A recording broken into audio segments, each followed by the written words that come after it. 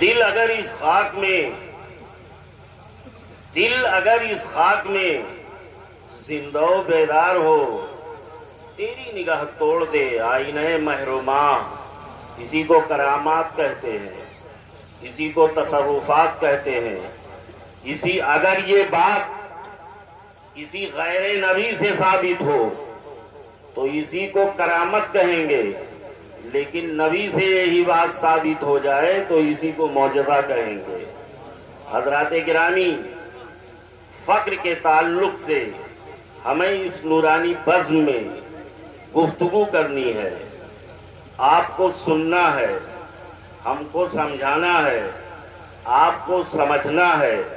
عمارت کیا شکوہ خسروی بھی ہو تو کیا حاصل، نہ زور حیدری تجھ میں، نہ استغنائے مسلمانی، نہ ڈھونڈ اس چیز کو تہذیب حاضر کی تجلی میں کہ پایا میں نے استغنا میں معراج مسلمانی۔ ایک ہے معراج نبوی اور ایک ہے معراج مسلمانی۔ اگر امت وروج کرے، اگر امت ترقی کرے تو اسے معراج مسلمانی کہتے ہیں، لیکن یہ ترقی بغیر کسی صاحب تلقین کے ہوتا نہیں۔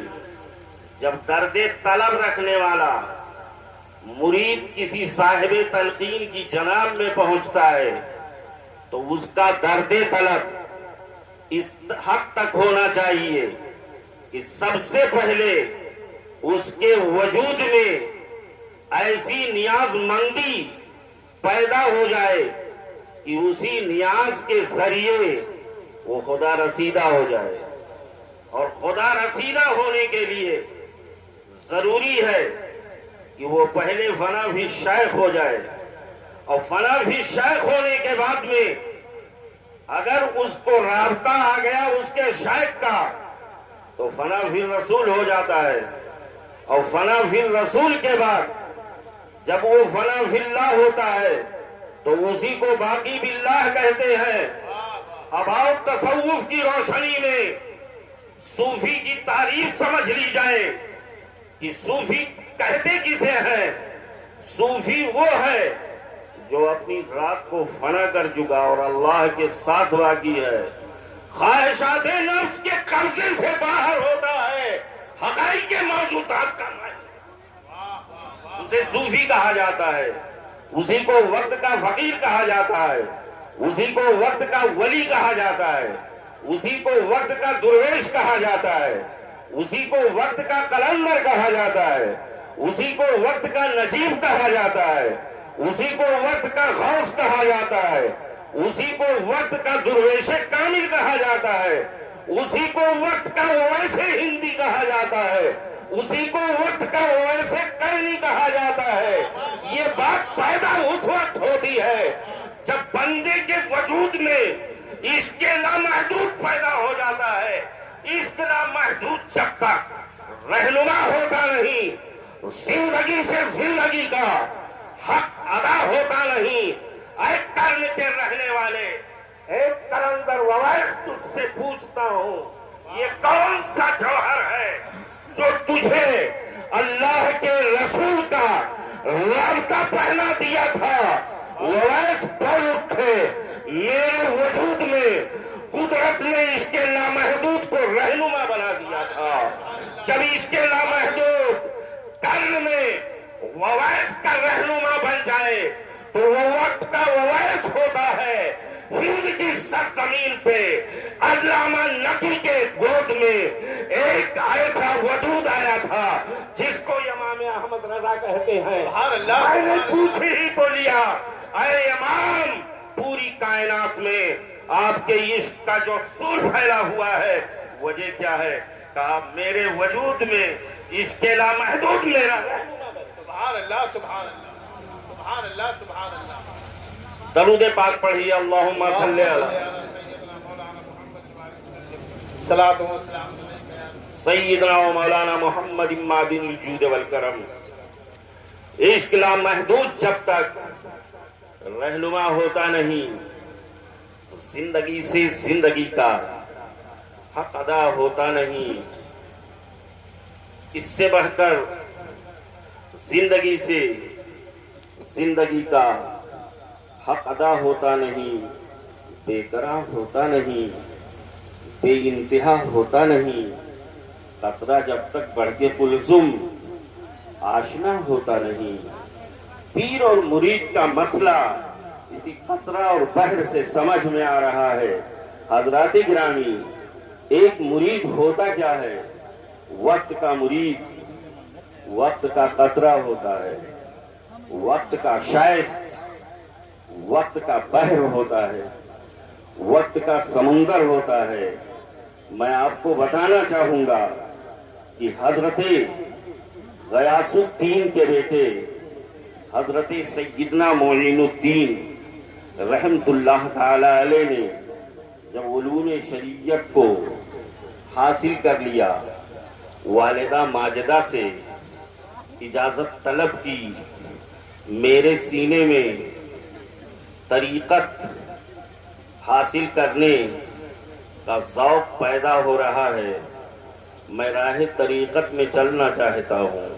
حضرات گرامی، راہ رفتہ کا یہ فیصلہ ہے، صوفیہ کا اس بات پہ فیصلہ ہے۔ اللہ نے 3 راہوں کو متعین کیا ہے اس کائنات میں۔ ایک راہ کو راہ شریعت کہتے ہیں، اور دوسری راہ کو راہ طریقت کہتے ہیں، اور تیسری راہ کو راہ حقیقت کہتے ہیں۔ راہ شریعت درسگاہوں میں حاصل کیا جاتا ہے، روناہی میں حاصل کریں گے آپ، الجامعۃ الاشرفیہ میں حاصل کریں گے، درسگاہ رسول میں جب آپ پہنچو گے آپ کو راہ شریعت ملے گی، اور یہی راہ شریعت بنیاد ہوتی ہے راہ طریقت کے لیے۔ جب ایک بندہ مومن راہ شریعت پہ عامل ہو جاتا ہے تو راہ طریقت کی ابتدا ہو جاتی ہے۔ راہ شریعت پہ چلنے کے بعد راہ طریقت کی ابتدا ہوتی ہے، اور جب راہ طریقت پہ ایک بندہ مومن چلتا ہے پیر کے اشارے پہ، تو وہاں سے راہ طریقت کے بعد راہ حقیقت اس پہ کھل جاتی ہے۔ راہ شریعت کسے کہتے ہیں؟ عالمی ناسوس سے لے کر کیا دماغ خراب کرتے ہو تم؟ راہ شریعت عالم ناسوت سے لے کر کے عالم ملکوت تک اس کو راہ شریعت کہتے ہیں، اور عالم ملکوت سے عالم جبروت تک جو راہ ہے اس کو راہ طریقت کہتے ہیں، اور عالم جبروت سے لے کر کے عالم لاہوت تک جو طریقہ ہے اللہ رب العزت کا، اس کو راہ حقیقت کہتے ہیں۔ حضرت خواجہ نے راہ طریقت کی طلب حضرت خواجہ راہ طریقت کی طلب رکھتے تھے۔ ماں سے اجازت لیا، کہا اے میری ماں، میں بغداد جانا چاہتا ہوں۔ ایک قلندر وہاں بیٹھا ہوا ہے جو خدا رسیدہ ہے، جس کی آنکھوں کی چمک اگر سراہی پہ پڑ جائے تو سراہی کے اندر جو شراب ہوتا ہے وہ مناجات کرنے لگے۔ اگر اس کے ہاتھوں میں شراب دے دو تو وہ شہد بن جاتا ہے، اگر وہ بتکدے میں کھڑا ہو جائے تو بتکدہ مسجد بن جاتی ہے۔ یہ کون لوگ ہیں؟ یہی لوگ ہیں جو آ کے بہرائچ میں کوئی سید سالار کی شکل میں ہے، کوئی کچھوچھا میں مخدوم اشرف جہانگیر کی شکل میں ہے۔ دو سوئی گفتند پیرے در خرابات آمداز، آب چشم بسرائی در مناجات آمداز، میں اصل گردت بدشتس بت قدم مسجد سوار، یا ربی مقبل چنی صاحب کرامات آمداز۔ یہ کون لوگ ہیں؟ یہ اللہ کے مقرب بندے ہیں، یہی تو وقت کے قلندر ہوتے ہیں، یہی تو استغنا کی صفت اپنے سینوں میں پیدا کرتے ہیں۔